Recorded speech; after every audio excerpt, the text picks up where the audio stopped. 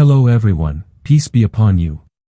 Before we begin, don't forget to hit the like button and subscribe, and stay with me until the end of the story. Also, leave a comment telling me which city and country you're watching from. I'd love to see how far my story has reached. For those of you who have already subscribed, I sincerely wish you good health, ease in all your affairs, abundant blessings, and may all your hopes and dreams come true. Amen. Now, let's begin the story. The whistle cut through the cold Alaska morning before the sun cleared the ridgeline. Boots hit gravel. Breath steamed. The parade ground at Fort Hamilton looked like a slab of ice under the pale sky, barracks squared off against the wind, the flag snapping hard enough to sound like a slap. Maddie Clark stood in the second row, chin level, hands locked behind her back, eyes steady on the horizon. She had slept little and felt it even less. Routine was a kind of heat, it kept her awake when the air couldn't. Sergeant John Mercer paced the line with that slow, measured prowl of a man who never raised his voice because he didn't need to. Clipboard tucked to his forearm, patrol cap tight, jaw set, he checked boots, sleeves, name tapes, the tiny things that turned into big things later. He didn't linger on Maddie when he passed. A glance, nothing more. The kind of glance that says, another recruit, prove it or don't. Across the formation, Ryan Gallagher watched the light catch on frost along the edges of the field and tried not to shiver. Ryan had the look of a man who'd lived a few lives already, a few scars in the eyes, a few miles in the shoulders. He noticed people even when he pretended not to. The quiet ones drew his attention first, and Maddie had been quiet since day one. Not timid. Not lost. Just contained. Like a sealed thermos in winter, heat inside, nothing spilled. Vanessa Cole adjusted her gloves 2 spots down, rolling her eyes just enough for the nearby row to see. She was sharp, quick with a smirk, quicker with judgment, the kind of recruit who tested the edges of the rules because she liked the sound the edges made. She hadn't decided what to make of Maddie yet, so she kept Maddie at arm's length, which in a place like this looks a lot like pushing. The morning inspection moved with the usual rhythm, Mercer's boots, the scratch of pen on clipboard, the wind tapping the flagpole. Beyond the wire, the mountains sat like a wall of stone and ice. Beyond the mountains, nothing that mattered today. Fort Hamilton had a way of shrinking the world to what you could carry, what you could clean, what you could fix with your hands. Maddie's hands had known other kinds of work. Not that she let it show. The lines on her palms didn't talk. Her face didn't either. She tied her hair tight, kept her gear squared, and learned the way this place breathed so she could move with it instead of against it. When they ran, she ran. When they learned drills, she learned drills. When the room got loud, she got quieter. After formation, the company scattered to tasks, the parade ground emptying with the speed of habit. In the mess hall, trays slid, coffee steamed, voices rose. Ryan sat with his back to the window and watched the room in the reflection of the glass. He saw Maddie take the corner table near the exit and eat like she counted each bite on a clock. He saw Vanessa lean in with 2 others, whispering the way people whisper when they're deciding who belongs. It wasn't mean, not yet. But the wind in places like this always found the smallest cracks. Mercer posted the day's schedule on the board, locker standards, field movement, maintenance, evening endurance. Somewhere down the page, a line reminded everyone that a visiting review officer would be on base later this cycle. Rumor had picked the name already, Colonel David Vaughn. He wasn't here, not today, but you could feel the idea of him in the room anyway. People sat straighter. Jokes stopped halfway. Even Vanessa lowered her voice. On the range road, trucks rolled past in a slow convoy and the smell of CLP oil and cold metal drifted on the air. Maddie finished first, bussed her tray, wiped the small ring of coffee she'd left on the table with the side of her sleeve, and stepped outside. The December light was thin and honest. She liked that about Alaska. The place didn't pretend to be warm. It told the truth at the door. Ryan caught up on the steps. He didn't speak, he didn't have a reason. He just noted the way she scanned, the habit of marking exits, counting heads, measuring distance without looking like she was measuring anything. He'd seen that before in people who didn't say much about where they came from. You can teach posture. You can't teach a clock that never shuts off. Clark, Mercer called from the walkway, pen tapping the clipboard. Gear check at 1300. Don't be late. Roger, Sergeant, Maddie said, level, not loud. Vanessa passed with a smile that wasn't a smile. Better shine those boots again, Madison, she said, nudging the name, like trying on a nickname she didn't have permission to use. He likes them mirror bright. Maddie glanced down at the leather. The shine was fine. She didn't answer. The best way to lose a fight that hasn't started is to start it. By midday, the cold had gone from the kind that bites to the kind that settles. The locker base smelled like soap, dust, and disinfectant, the three perfumes of military life. Lines of metal doors, hinges that squeaked in a language of their own, everything labeled, everything squared. Maddie worked her section slow, careful. She wasn't showing off. She was removing excuses. Ryan drifted in and out, logged tools, signed sheets, kept his head down. Vanessa laughed with two others over a meme someone had printed and taped to a locker, something about inspections, something easy. The paper curled at the corners from the damp. Afternoon drills took them to the far field, where the wind had room to run. Movement coordination, hand signals, silent pivots through orange cones that pretended to be cover. Mercer watched with that hard, quiet attention that made people do better even when he didn't say anything. Maddie's steps were small, efficient, always leaving space for someone else to pass if needed. Ryan saw it. Mercer might have seen it. Vanessa didn't look. When the lights started thinning again, the loudspeakers clicked, and the flag came down with the day. Maddie returned to barracks with the others, boots squeaking against the entry mat, heat hitting like a door. The room folded into evening routine, letters, laundry, a low murmur of talk. Someone turned up a country song on a phone speaker, low enough not to invite wrath. Someone argued about football. Someone complained about chow. The things people say when they're trying to remind themselves they still have a life outside the fence. Maddie sat on her rack and unlaced her boots the same way every time. Left, then right. 3 loops in, 2 pulls, tuck the ends. She checked her laces for grip that might wear them thin. She checked her hinges for play that might squeak in the morning. She checked, and then she checked again, not because she loved cleaning but because she loved not having to explain. In the next bay, a group laughed too loud at something that wasn't that funny. In places like this, laughter could be a weapon or a shield. Ryan wiped down his rifle and tried to decide which it was tonight. He'd noticed the looks Maddie drew without asking for them. He'd noticed that the room believed a story about her none of them had earned the right to tell. He didn't know why it bothered him. Maybe because he'd been on the wrong side of that kind of guessing once. Lights out came with a click and a hush. The heater popped and settled. The wind played with the edges of the roof. Maddie lay on her back and counted her breaths until the count disappeared and only the sound remained. Somewhere in her duffel was a folded letter with her father's name at the top and a sentence she hadn't finished. Somewhere else, in a file she hoped never to see again, was a record with her brother's photo clipped to it. She didn't look at either. Instead, she fixed tomorrow in her mind like a list. Fort Hamilton slept as much as it ever did. The mountains stayed where they were. The base lights cut the night into squares. A truck moved past the window, slow, tires whispering.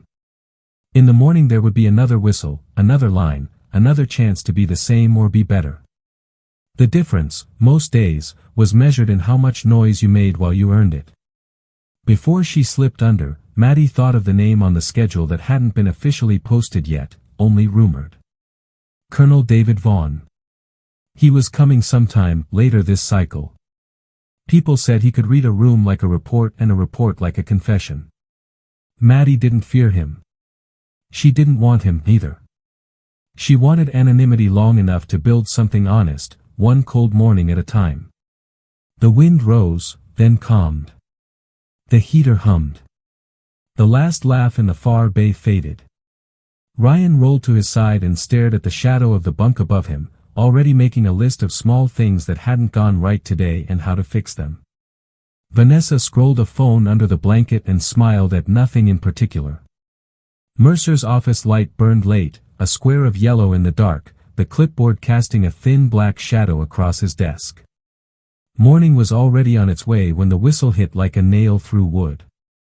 Frost lifted off the parade ground in little ghosts, the flag snapped, and boots lined up edge to edge. Mercer moved down the ranks with that quiet blade of attention, clipboard angled, eyes unreadable behind the brim of his cap. He stopped at Maddie. A pause. A tap of pen to toe. The shine on her boots was good, but the road in Alaska never plays fair. A faint scuff at the welt caught the light. He crouched, touched it with the pen, stood, and squared to her locker. The hinges squeaked a hair when he pulled it open. He didn't smile. He didn't need to. Not flush, he said, not loud. The kind of verdict that carries on its own. He dragged a finger along the top shelf, held out a trace of dust like evidence. The line breathed in. Nobody moved. Remedial inspection. 0500 tomorrow. He wrote it. He didn't look back. It's amazing how fast a story grows legs in a place with nowhere to go. By chow, half the company had heard the hinge squeak. By lunch, the scuff had evolved into dirt caked heel to toe. By afternoon, someone said she rolled in mud. Vanessa's laugh showed too many teeth. Jokes showed up on paper, inspection tips, how to fail in 5 easy steps, taped near the sinks. A toothbrush appeared on Maddie's locker with a note that tried too hard. She didn't flinch. She took it down, pocketed the tape, cleaned the glue. Ryan watched the room like a slow camera and felt the small temperature drop that comes when people think they've found safe prey. Mercer didn't gloat. He didn't need to. The clipboard did the talking. He ran movement drills with clipped precision, barked a course correction here, a time check there, never saying Maddie's name but letting the morning hang in the air like a cold coat no one wanted to touch.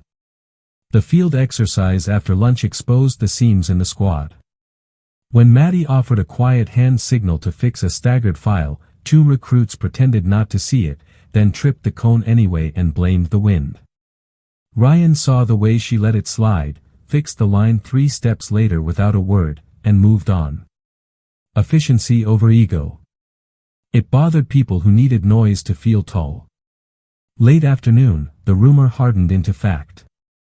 A black SUV rolled through the gate, unadorned, a quiet engine, 2 aides in the back. Colonel David Vaughn didn't do parades. He stepped out, returned Mercer's salute like a stamp, and walked the line with that measuring stillness that makes men forget which hand to raise. He wasn't hunting for mistakes. He was hunting for patterns. He stopped at Maddie the way a compass stops at north. Name, he said. Private Madison Clark, sir. The breeze cut once across the formation and went still. Step out, Vaughn said. He didn't ask twice. He looked to Mercer. Her file. Mercer's jaw tightened, but he turned on his heel and disappeared toward admin. The line rustled, then remembered itself. Ryan's heart knocked once in his chest, not from fear, from recognition. He'd seen moments like this in other lives. The room about to find out it had been wrong. When the folder came back, Vaughn opened it like it might bite, pages turning with the patience of a man who had been served one too many polished stories. Silence thickened. He read longer than anyone expected. He tapped a line. He closed the file. The shift in his face wasn't big, but it was enough. Sergeant, he said, did you read this? Mercer, honest to a fault, said he'd skimmed. Skimmed? Vaughn's voice didn't rise. It didn't have to. This recruit has 6 years of high-level cyber intelligence work. Classified operations. Joint taskings. Presidential citation. Voluntary reassignment to infantry. Sealed clearance. The words landed like snow on tin, soft, but impossible to ignore. Maddie kept her face level. She didn't look at anyone. She didn't want this. She wanted the long way around. Vaughn looked at her a moment longer like he was taking the measure of a bridge before crossing it. "Why here?" he asked. She met his eyes. "To earn it clean, sir. No flourish. Just the bone of the thing." Vaughn turned to the line. "You don't know who stands next to you. You think a shine makes a soldier. You think volume makes value. Get your head straight." He handed the file back, but not to Mercer. He kept it. "Private Clark leads your next coordination drill," he said. "That's not a suggestion." The air changed temperature without the weather's permission. Jokes lost their footing. Vanessa's mouth found neutral and stayed there. Ryan exhaled once through his nose and nodded to himself, a small private verdict, knew it. Not the details, not the ribbons, just the core, discipline that doesn't ask for applause. Back in the bay, people rearranged their faces before approaching Maddie. Someone mumbled an apology without using the word. Someone else hovered and left. Maddie took none of it personally because taking anything personally here was a trap. She laced boots. She made a list. She walked to the far field with a map board and set cones in a pattern that would expose sloppiness without humiliating anyone. When the teams formed, voices that used to ignore her waited. She gave short, clear tasks, corrected a grip, tightened a file, moved a slow runner to a better slot, cut the chatter before it turned into friction. The drill moved like a machine finding its first clean cycle. Mercer watched from the sideline with that narrowed, considering stare men wear when their certainty starts to loosen. He didn't apologize. He didn't interfere. He adjusted his cap against the wind and kept watching. Vaughn lingered at the edge long enough to see the second run finish tighter than the first. He didn't say good job. He didn't need to. He said, again, and left. Evening settled with a heavy sky. In the mess, the tables bent toward Maddie without anyone admitting it. She ate the same as always, left the same small ring of coffee, wiped it with a sleeve, and moved on. Ryan caught the door for her without making it a ceremony. She nodded once. It was enough. Respect here didn't require speeches. It required doing your job when the room had the wrong story about you and doing it again after the room found the right one. Night rolled in, heater humming, wind pressing at the seams. The toothbrush note was gone. The meme had been pulled down by nobody in particular. The hinge Maddie had tightened stopped squeaking. The scuff would polish out. The file would not go back to sleep, not completely. She lay on her rack, counting breaths to keep the mind from counting other things, and listened to the barracks subtract its noise one sound at a time. Somewhere in the dark, a truck door thunked. Somewhere in an office, Mercer stared at a clipboard and thought about the cost of skimming. Somewhere on a desk, Vaughn's hand rested on a folder that said a quiet soldier had already done more than most. Tomorrow would bring the range, the first drill under her lead, and the kind of test that doesn't look like a test until a mistake tries to write itself into the day. The range woke slow, breath frosting off muzzles, safety flags flapping in a crosswind that nudged targets just enough to lie. Maddie checked ear pro, eye pro, target lanes, ammo counts, the little boxes you tick so the big boxes don't turn into headlines. Mercer stood on the catwalk with the clipboard, expression set to neutral, the kind of neutral that takes notes when you blink. Ryan ran lane logs and comms, moving up and down the line with a steady pace that kept the pulse even. Vanessa hovered near the back with two newer recruits, shoulders pitched forward like they were trying to stand inside the same coat. Brief was short. Controlled pairs, slow is smooth is fast, Maddie said, voice level in the cold. If your hands shake, it's because your breathing's wrong, not because the rifle hates you. Fix the breathing. She walked the line, nudged a stance, rolled a shoulder, loosened a death grip. The first rotation went clean. Brass rang like rain on aluminum. The wind toyed with the flags, then lost interest. Then Blake stepped up, new kid, long legs, patient still on backorder. He'd passed safety checks, repeated the script, nodded like a bobblehead. Maddie had watched him all week rush through everything as if speed were a kind of armor. Control, she told him, quiet. Don't outdrive your headlights. He nodded again, already leaning into the lane like it owed him something. Timer chirped. He shouldered. The muzzle dipped, then clawed back. The burst skated wide. A boot slid a half-inch on gravel. One finger tensed where it should have waited. The gun barked sideways. Alarms cracked the air. Cease fire, Ryan shouted, hand up, voice cutting through the ricochet of shouts and echo. Sandbags coughed dust where the rounds chewed low, a lane over, Kelsey, small, steady, crouched exactly where a second earlier her shoulder hadn't been. Everything froze except the wind. Maddie was there in 3 steps, hand on the rifle, muzzle down, safety on, chamber checked. Blake's eyes were full and empty at the same time. I slipped, he said, like a prayer and a verdict. She didn't yell. She didn't need to add volume to a mistake already loud enough. Breathe, she said. Hands off the weapon. She turned to Kelsey. You good? A nod, a swallow, the smallest tremor in the fingers, then control again. Mercer came down the stairs like gravity had borrowed his boots. Supervision, he asked, voice flat enough to stack papers on. Cleared, Maddie said. He passed checks. I cautioned him on control. Mercer's gaze flicked to the sandbags, to the line, to the place where luck had chosen to be generous. He said nothing for 6 seconds, the longest 6 seconds on the range. Shut it down, he ordered. We reset at 1300. Safety report on my desk by 12. By chow, the story had shape.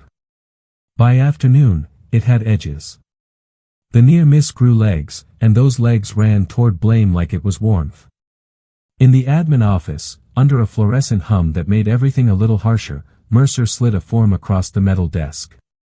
Temporary suspension from lead pending review, he said, eyes steady. Negligent supervision, range incident. The words were a thin coat of paint over a wall that didn't care how you felt about it. Maddie read it once. The room smelled like toner and cold coffee. I'll sign, she said. Ryan half-stepped forward, then stopped because this wasn't his fight and because he knew Maddie wouldn't let it be anyone else's. This isn't on you, he said anyway, low, after the door clicked behind them. He rushed. You warned him. You checked the boxes. Maddie folded the paper into thirds like it had to fit some small pocket of her day and shrugged one shoulder. It happened on my watch, she said. Leadership's not just the photo when it goes right. Back in the bay, noise tried to return to normal. It didn't quite make it. Vanessa hovered near Maddie's rack, opened her mouth, closed it, let the apology die before it found words. Kelsey approached with a stiffness like she'd borrowed somebody else's legs. Thanks, she said, not meeting Maddie's eyes. For yelling at my stance last week. Maddie blinked. I didn't yell. Felt like you did, Kelsey said, a thin smile that wasn't humor. Today it kept me inside the lane. Afternoon drills went on without the range. Mercer handed the lead to a corporal from another section. The movements ran, but the rhythm was off by half a beat, like a song played in the wrong key. Ryan drifted to the edge where Maddie stood with her hands empty. You could fight it, he said. I could, she said. But then the lesson gets smaller. Evening brought Vaughn's shadow before it brought Vaughn. You could feel when command had read something and decided to check the math themselves. He showed just before sunset in field gear, not dress, no theater. Walk, he told Maddie, and they did, along the fence where snow collected in the wire like cotton. He didn't waste the first minute. I read the reports. I talked to the safeties. You cautioned him. You followed checklist. Why sign the citation? She watched the mountains consider the last light. Because the unit needs to learn ownership from the front, she said. If I only hold the flag when it feels good, it's decoration. He cut her a look like he was filing that under rare. You understand you just made my job easier, he said. Most people bleed the room for excuses.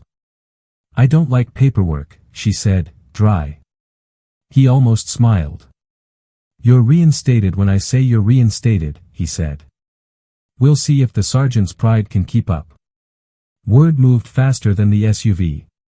By lights out, the suspension had an expiration date shorter than the rumor mill expected. Mercer didn't announce anything, but his posture shifted the way a posture shifts when a weight you didn't know you were carrying lifts half an inch.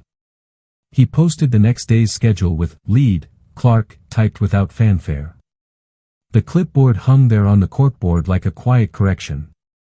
The room changed color by degrees. 12 names found Maddie's bunk after lights out with a whisper and a pen, volunteers for extra drills, not to curry favor, not to get seen by Vaughn, but because near misses write their own sermons.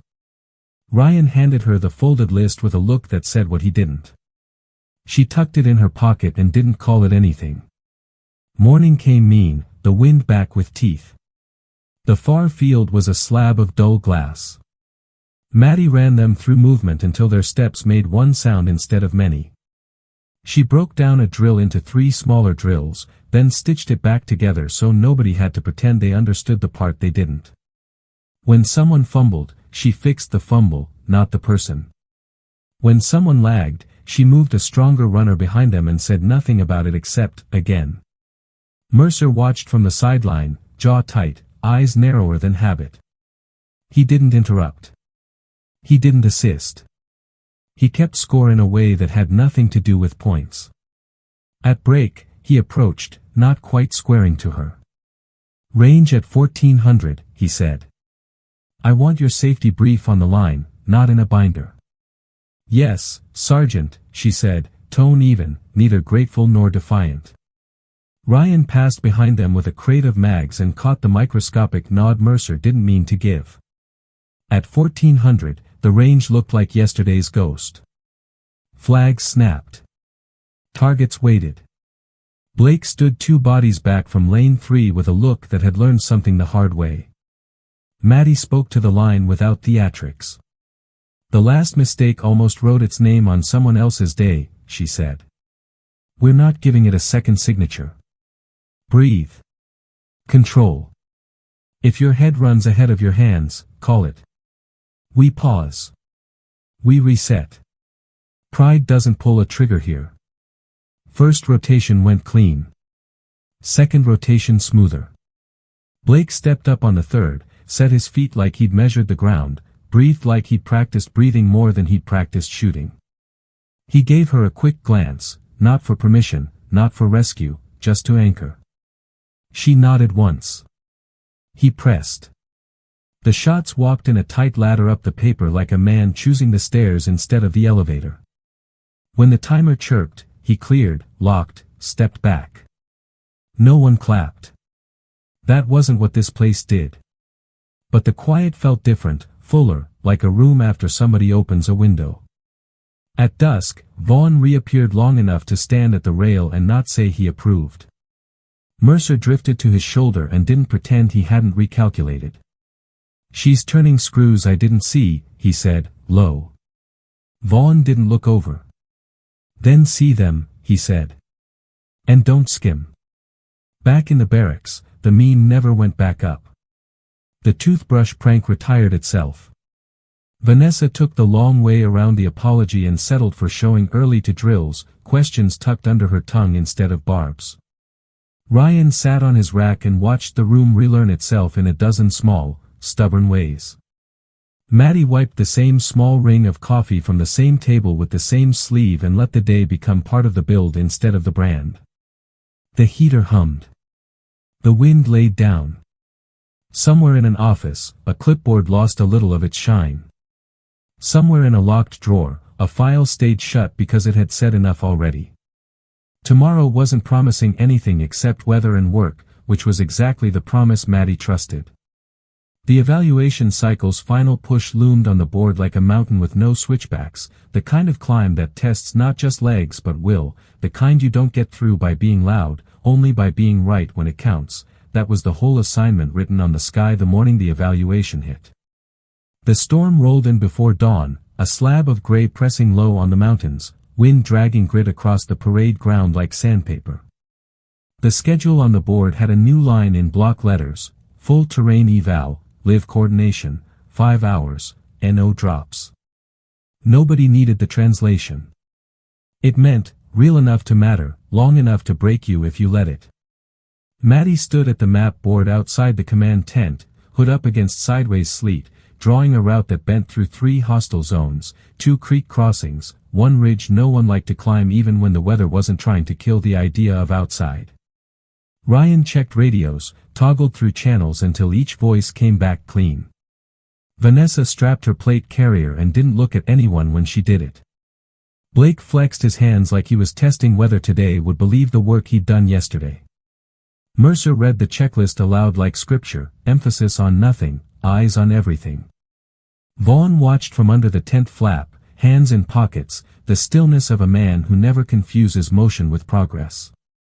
"Listen up," Maddie said, voice cutting through the wind without getting louder. "We move in 4-person teams, rotate point every quarter mile, radio silence unless contact or injury. If you're tired, you say, status yellow. If you're lying to yourself, I'll see it before you hear it. Nobody gets left." She looked at the ridge line, then back. "This is not a speed test. It's a judgment test disguised as a hike from hell." They stepped off and the base fell behind them like a door closing. Mud took the first shot, slick and eager, stealing inches from every footfall. The creek at the quarter mile ran fat and cold, gray water humping over rocks, the kind that looks shallow until it refuses to give your ankle back. Maddie didn't wade first.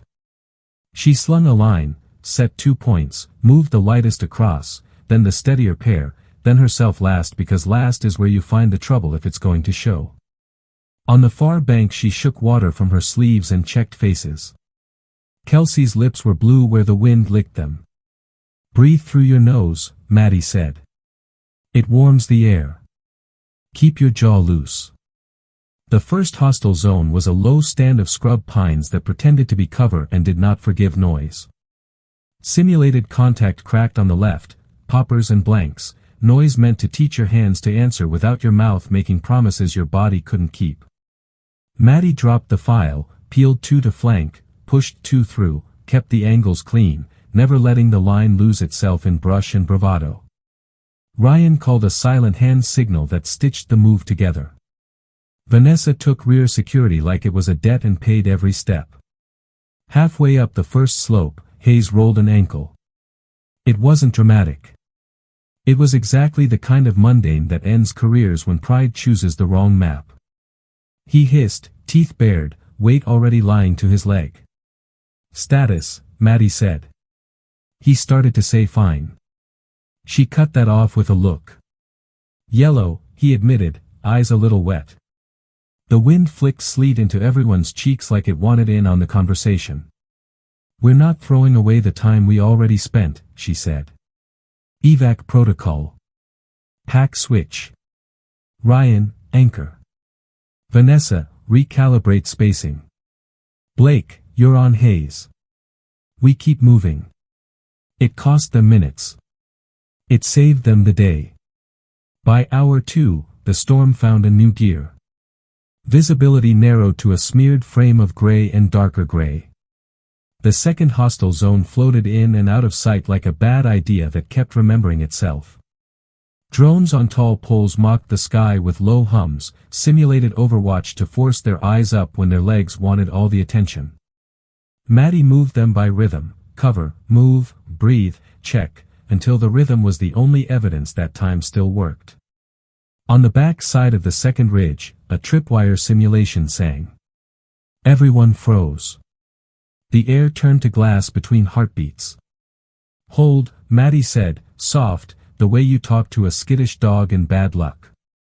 She traced the wire back with 2 fingers, found the anchor in slop and stone, marked it with a strip of red she kept for exactly this kind of lie. "We're not here to prove we can walk through traps.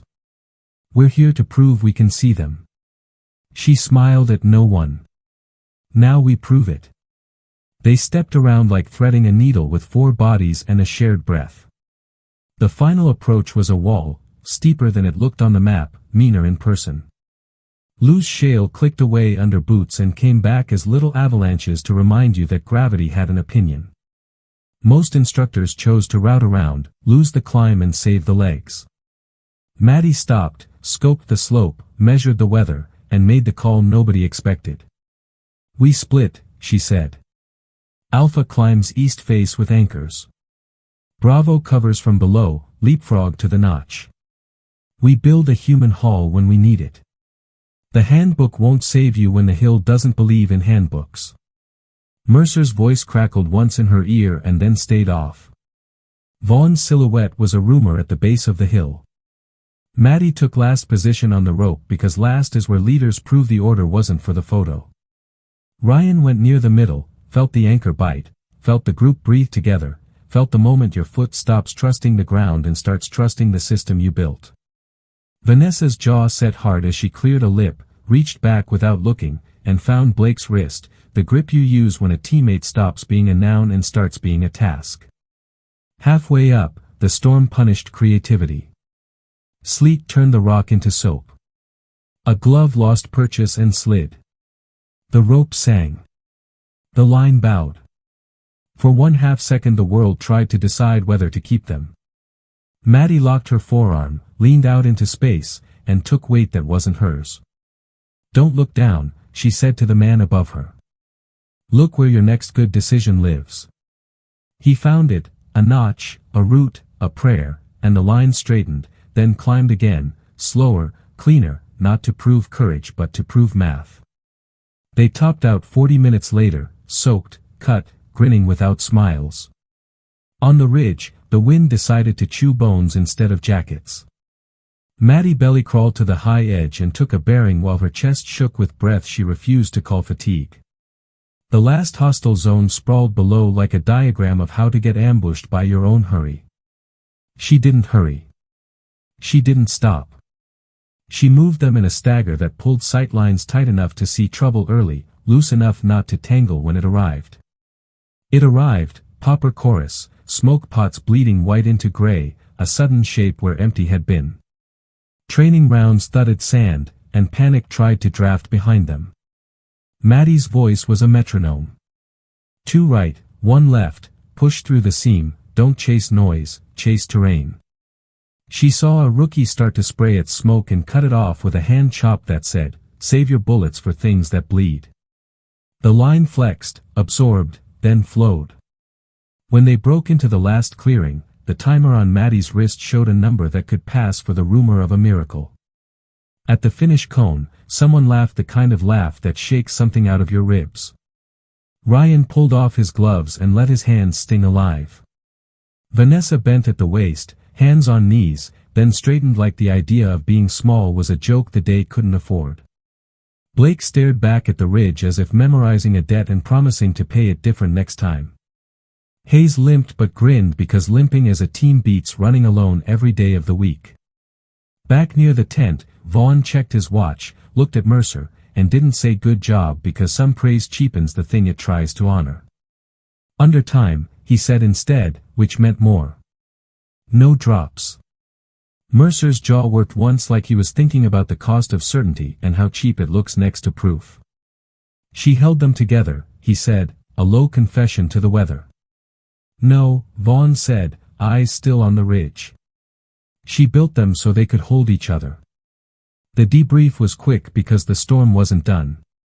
Maddie stood in front of the map with her finger on the route and called out the places where they'd been lucky, then the places where luck had nothing to do with it. She credited names where names were due and took blame for the one moment she'd let a gap open in the stagger near the creek. Fixes for next time are in the notes, she said, like there would always be a next time and the point was to live long enough to meet it. Back in the bay, heat met them like a wall. Boots thudded. Velcro ripped. Wet gear hit racks. Nobody talked loud. They didn't need to. The room had learned a new volume. Ryan sat and cleaned mud from a buckle like he was polishing an idea. Vanessa stepped up to Maddie's bunk and didn't circle the words this time. "You said nobody gets left," she said. "You meant it." Maddie shrugged one shoulder, a tiny motion because everything bigger hurt. "That's the job." In Mercer's office, the clipboard lay face down for once. He stared at the wall until it didn't give anything back, then at the paper where he had written the words he wasn't ready to say out loud yet. In Vaughn's hand, the folder with Maddie's sealed past stayed sealed. Today had answered what the file couldn't. Lights flickered as the wind took a breath. Outside, the mountains kept being mountains. Inside, a unit that used to believe in noise sat with quiet that didn't feel like absence anymore. The evaluation was over, but the thing evaluations try to measure had just begun to grow roots. Tomorrow would bring the ceremony the board liked and the language the brass understood. Tonight brought something better, the certainty that the hard part hadn't been the climb but the choice not to be loud about surviving it. And with morning already leaning at the windows, the next chapter waited in the space between the last debrief note and the first roll call where consequences would start to take their final shape. The next chapter waited exactly where the night left it, between the last debrief note and the first roll call, so when morning leaned through the barracks windows, consequences finally showed their shape. The air felt cleaner, not warmer. Boots still hit the same floors. The heater clicked the same way. But the board outside Mercer's office had a line nobody argued with: range lead, Clark. No underline, no speech. Just fact. Flags went up slow in a stubborn wind. Mercer ran roll call with his usual clipped cadence, then paused long enough to be noticed. "Good work on the eval," he said to the whole formation, not singling anyone. "We met standard. We set pace. Fixes posted at 1800. He looked down at the clipboard like it had just reminded him of something he'd rather not forget. That's all. It wasn't praise and it wasn't nothing. In this place, that was progress. The morning block went to recovery and maintenance. Gear lined the concrete like a yard sale for people who didn't haggle.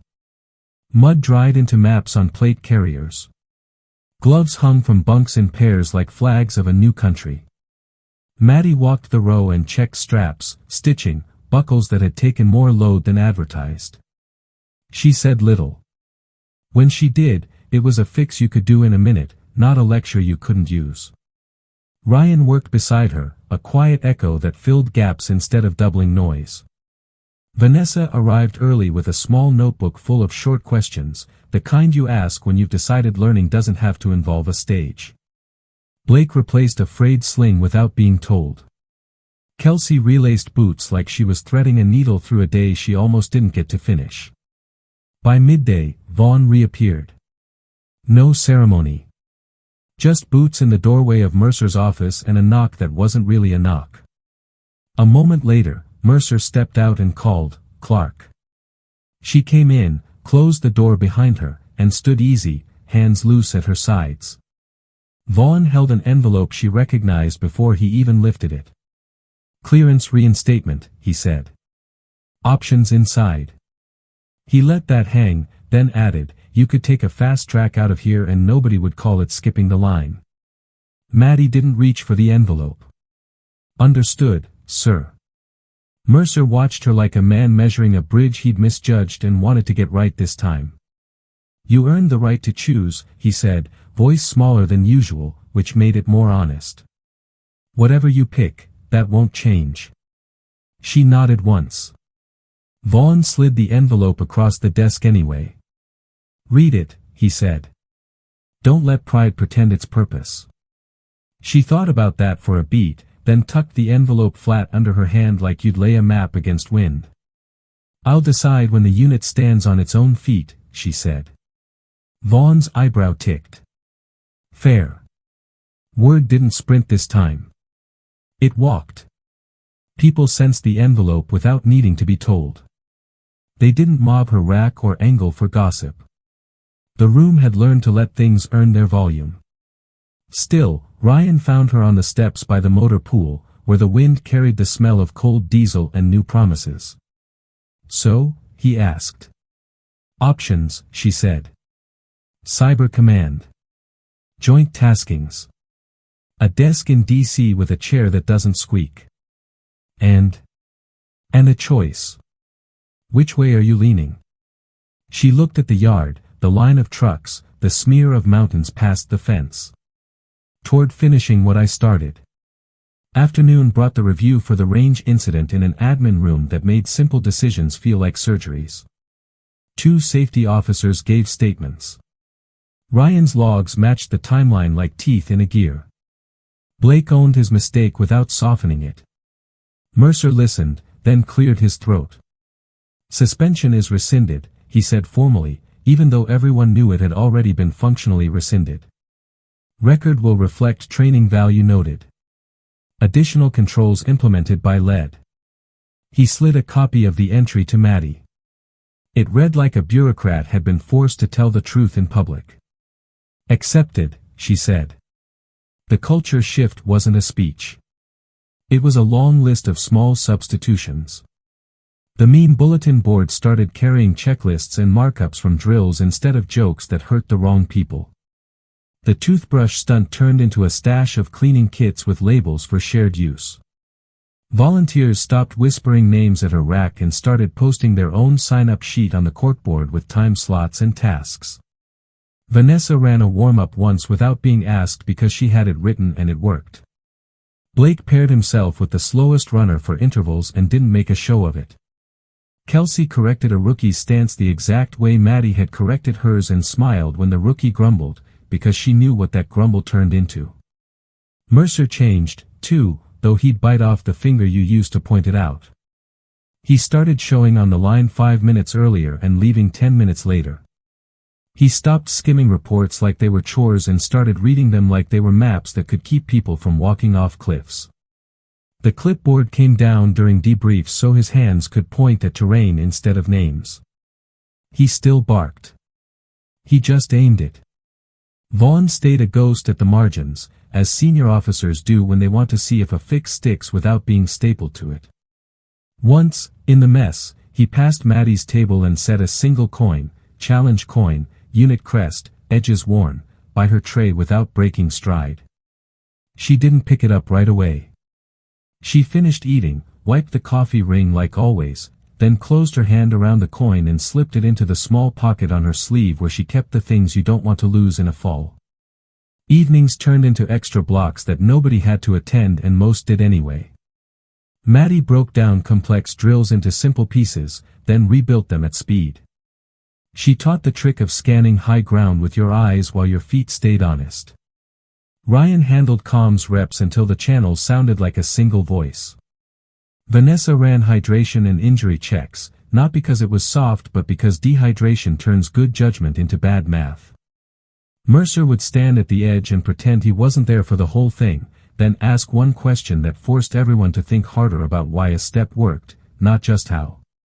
One night, Anchorage lights glowed on the horizon like a rumor of regular life. Someone asked about town passes. Someone else mentioned a diner off the highway that served pie heavy enough to stop a fight. The room laughed in a new way, low, shared, without needing a target. Maddie sat on the steps and wrote her father's name at the top of a letter she'd been avoiding. She didn't finish it. She got farther than last time, which counted. The envelope from Vaughn stayed sealed on her shelf for days, then opened quietly with no audience. She read the options by the light of a single lamp, the kind of bureaucratic language that hides real decisions inside harmless words. None of it surprised her. All of it honored what she'd done before. She folded the packet in thirds and slid it under her PT shirts. She didn't say no. She didn't say yes. She put it where she could reach it if something in the unit made staying look like hiding. When the weekend block hit, the unit ran a full rehearsal of the eval route without weather trying to erase the ground. They finished under time again, cleaner, with fewer corrections and more initiative. Maddie spent most of the debrief listening, stopping only to nudge a point back onto rails. Ryan pointed at a map and made two rookies explain their choices out loud so they'd own the decisions when the stress arrived.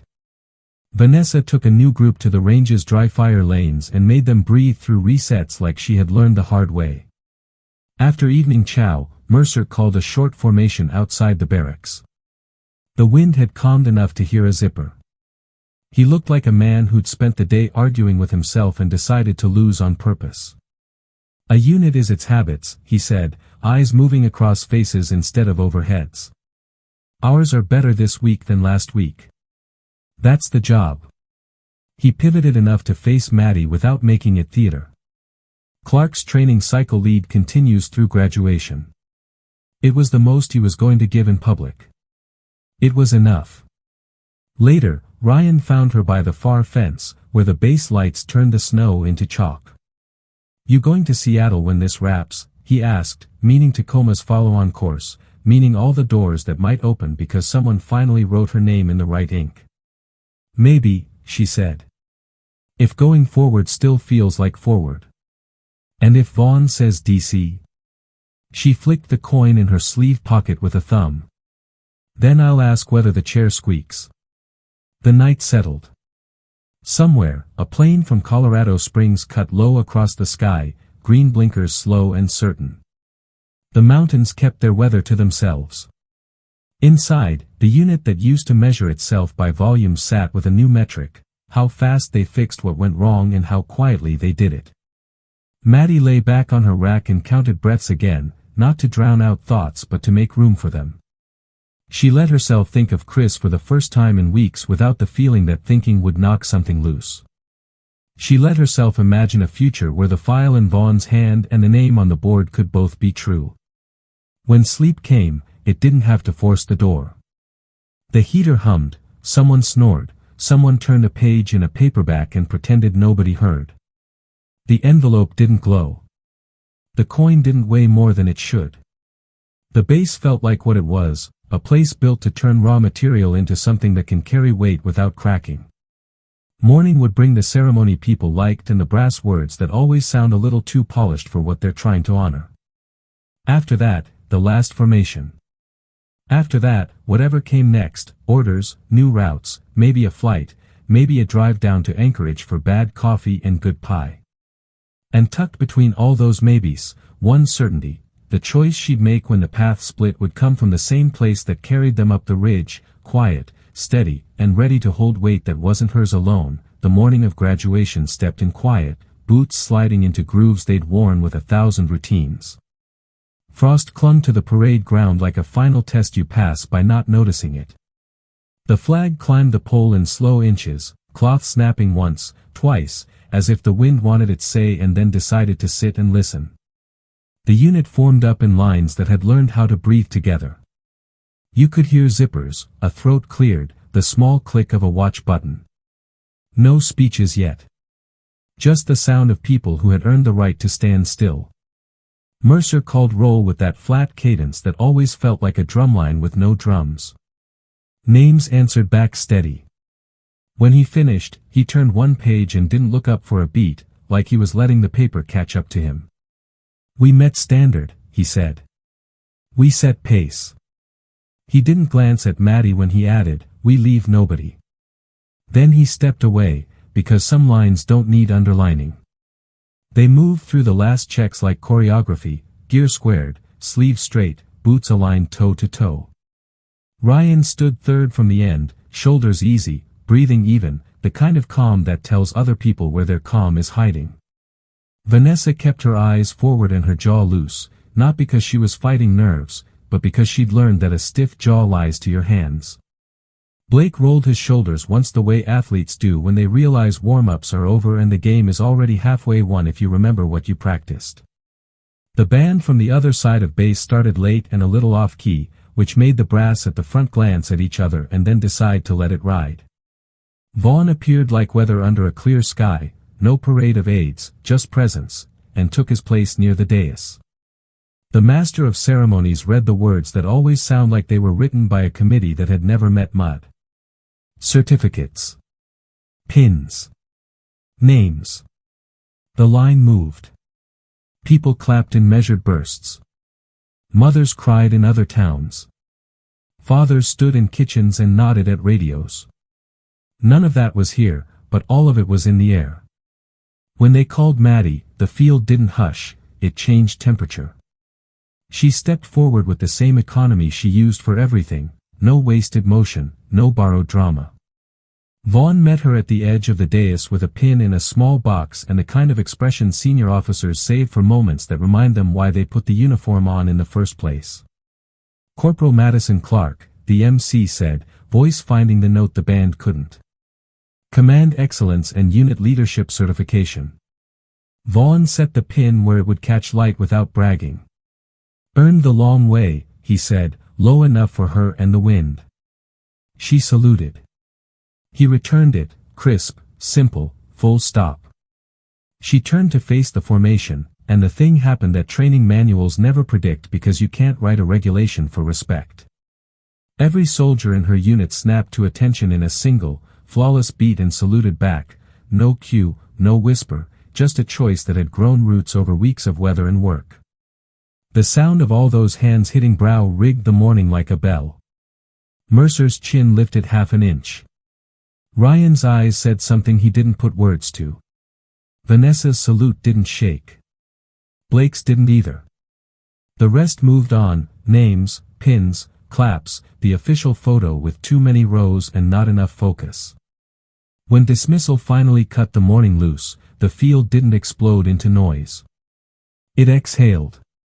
People hugged, the kind you do in uniform where you don't wrinkle the line but you still mean it. Some took pictures with the mountains catching the light just right, a screenshot for families who would zoom in and find their person and screenshot again. Maddie stayed near the edge, as if she trusted perimeters more than platforms. Mercer approached with his hands empty for once. Clark, he said. She turned. He cleared his throat. The second try worked. You built something that doesn't need you to hold it up to stand. For him, that was a speech. Copy, she said, because taking praise straight without decoration is its own discipline. He nodded, a small concession to the idea that nodding was allowed. Ryan wandered over with 2 paper cups from the mess, coffee thin as rumors. He handed one to her and looked at the sky the way people do when they want to say the big thing but know the big thing doesn't need ceremony. We did good, he said. We did right, she corrected, and he chuckled like he'd been waiting for that exact edit. You going to open the envelope for real this time? She tapped the small pocket on her sleeve where the coin Saturday, opened it. Read it. Put it away. That a no. That's a not yet. They walked the edge of the field while the others took turns in front of the flag. Seattle sat on a horizon made of paperwork and miles. Tacoma's follow-on course had a roster with her name penciled hard enough to dent the page. DC had a chair with a view and a lock that didn't squeak. Anchorage had a diner with pie heavy enough to stop a fight and coffee that tasted like penance. All of them were true at once, which is how life is when you stop pretending there's one right answer. Back at the barracks, gear came down and duffels opened. People packed like they were folding up the old version of themselves and leaving room for whatever the new one was going to need. Vanessa slipped a small index card into Maddie's hand without waiting for a reaction. On it were 4 bullet points: breathe, anchor, check high ground, don't chase noise. I kept them, she said, meaning the lessons. You should keep that, she added, meaning the card. Deal, Maddie said, and tucked it next to the coin because some pockets are for things you can't afford to lose. Maddie climbed the stairs to the quiet end of the bay and sat with the letter to Thomas half-written. She added 2 lines she'd been circling for weeks: I didn't take a shortcut. I didn't disappear. She didn't write about the file or the pin or the moment the unit saluted on its own. She wrote about mornings and weather and the way leadership is often keeping your mouth shut until your words build instead of bruise. She signed it, folded it, and pressed a crease as if that could keep the paper from opening by itself. Outside, the storm season took a breath. The sky held a blue you could walk into. Vaughn passed the doorway again, paused just long enough to make the pause count, and said, "Tacoma leaves Tuesday. DC can wait if you say so. Don't confuse hard with right or easy with wrong." She nodded. "Understood. Whatever you choose," he said, "choose it like you climbed that ridge, last on the rope, first to take weight." He moved on. He didn't look back. He didn't need to. Evening fell across Fort Hamilton like a hand smoothing out a sheet. The unit gathered for one last formation that wasn't on any schedule. No ranks called. No clipboard. Just a circle that tightened until shoulders nearly touched and silence took the shape of gratitude.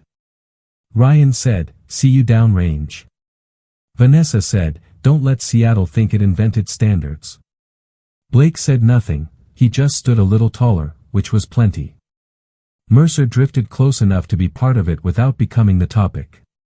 Lights Out came late because nobody wanted to rush the last ordinary night. The heater hummed, a radio 2 bays over caught a song that fit by accident. Maddie lay on her rack and held the coin between finger and thumb until the metal warmed. She pictured Chris at an imaginary edge of the room, not the ghost that used to sit heavy, but the memory that stands without asking. "We're good," she said to the air, not because he needed to hear it, but because she needed to say it and have the room not fall apart when she did. Morning would bring buses and planes and papers. It would scatter them to Tacoma, to follow-on schools, to other posts with other flags and other weather. It might send her to a mountain with new names for the same wind or to a chair in a room with locks and lights and maps that never see rain. Either way, the work would be the work: build people who can hold each other, read the ground before it reads you, take the weight that isn't yours when the rope goes light. Before sleep finally found her, she thought of one last checklist nobody else would see. Earn it clean. Keep it quiet until quiet would be mistaken for small. Speak when the words build. Leave nobody. Then she let the list go and let the day fold over her. When the buses idled at dawn and the sky put a thin gold edge on the mountains, Maddie shouldered the duffel that had learned her shape and stepped into the cold. The door swung behind her and clicked, not like an ending, just a latch doing its job. She didn't look back. She didn't need to.